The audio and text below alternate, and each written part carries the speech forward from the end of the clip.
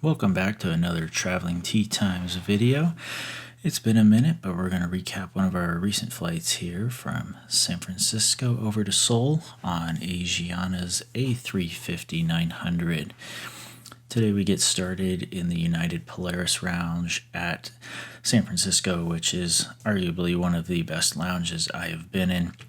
Not only is the architecture and materials high quality, but the experience within the lounge was quite peaceful, spacious, and roomy. Plenty of room to find seating. Even though this was a later flight, it was far from busy. We had a full dinner served, including a bar that we had access to as well. There was a cold bar full of food, salad, yogurt, crackers, cheese, you name it, they had it, including some pastries and desserts. The hot bar was kind of a self-serve, if you will, along with a menu where you had a full course of both breakfast, late bites and entrees, as well as full dinner and lunch options as well, as you can see in the video here. I ended up going with the yakitori. I started with the pot stickers, which were delicious, with a glass of champagne to get started. And then the yakitori was actually quite good for lounge food, not gonna lie. It was a nice way to get the trip started. And then I wrapped things up with some ice cream, which was a great touch. As you can see, the plane here, boarding was started promptly and moved along fairly well.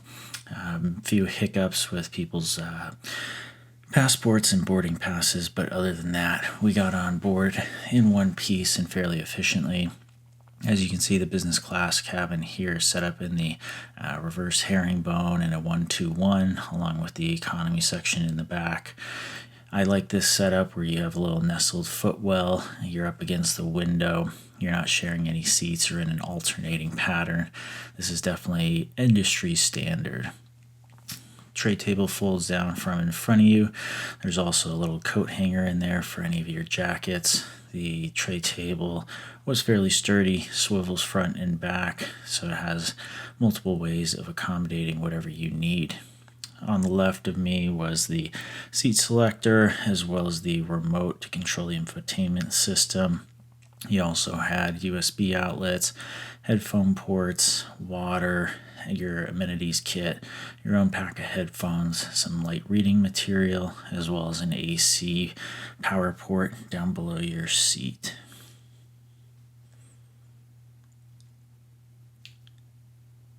It also came with a blanket, which was quite warm, and then you had a little side cubby there where I actually ended up storing some things. The lie flat option was nice with full length. You had no gap between your knees and the footwell, which was nice. And it wasn't too low to get in or out of. I felt it was fairly comfortable and accommodating. The pillow was also comfy for airline standards. I would still say bring your own if you really need to. The amenity kit was full of your industry standards with headphones, comb, eye mask, toothbrush, socks, and some hand lotion. The headphones were nothing to write home about, not noise canceling in any regard, but they got the job done if you forgot them. Orange juice was your welcome entry drink, and business class boarded ahead of economy, so there was nobody coming through the cabin. Our first meal to start the flight was a dinner dish, and as you can see here, we started with a marinated prawn, had an option of a meat, fish, and vegetarian option, along with some dessert. And then we'll scroll through the rest of the dinner options, including your traditional Korean dish, which I ended up going with, the famous bibimbap, which, as we'll get to, is quite nice, and it also gave a nice little debrief on how to consume it, as this was also my first time eating it, so I was grateful to have that in there. We'll now move on to the wine and champagne. I got started with the champagne, which was quite delicious. I did not have any other glasses of wine except for dessert, and we'll get to that wine there in a second. Overall, the selection looks comparable to other business class options. Feel free to Comment below on which wine you would start the flight off with and which one you would have with your dinner of choice. For the dessert wines, as we'll get in here too, I did not go with the 20-year-old port. I ended up going with this Sawmill ice wine, which was actually quite a nice, sweet little surprise. So I definitely enjoyed that.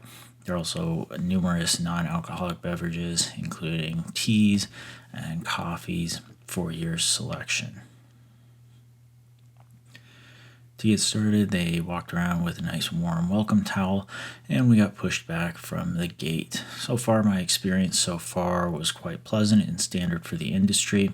Asiana is definitely looked at as a economic option compared to Korean Air, which is definitely the more premier option for the Korean carriers. I, up until this point, still felt like I was getting plenty of bang for my buck and thought I was traveling quite well.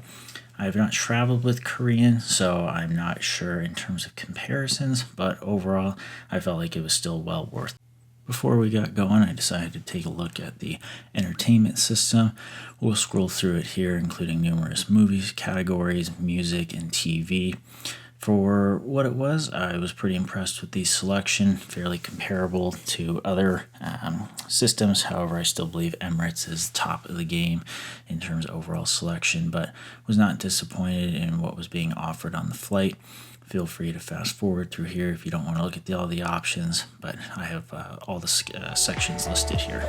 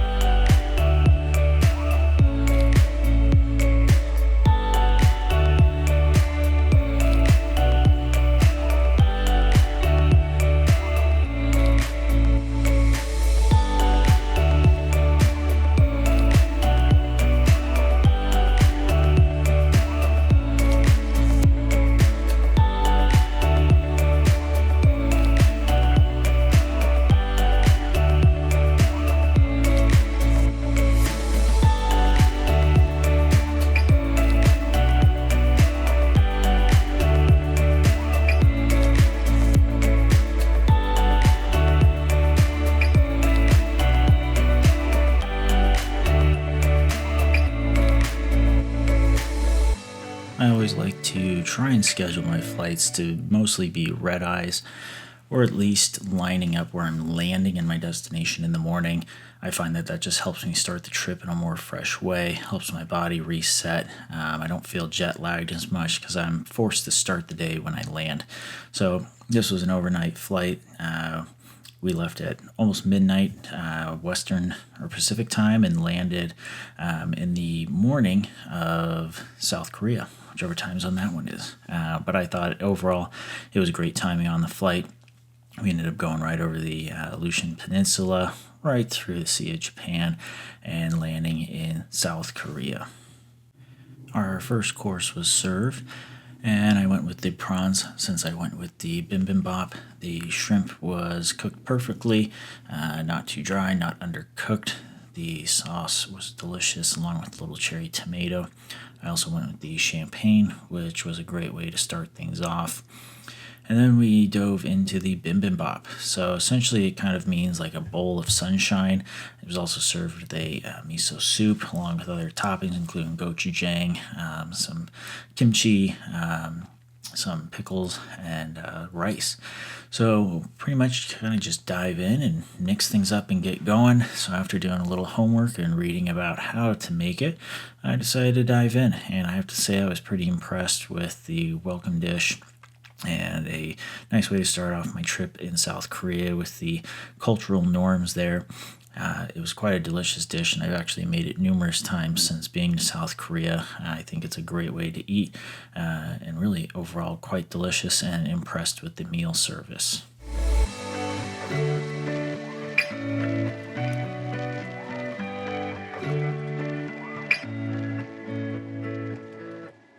After that delicious bibimbap, we went to our dessert course. I decided to have some tea with my ice wine, as well as some fresh fruit, which was all ripe and delicious. I then went with some of the bean jelly and a deep fried rice cake, which was a fun treat.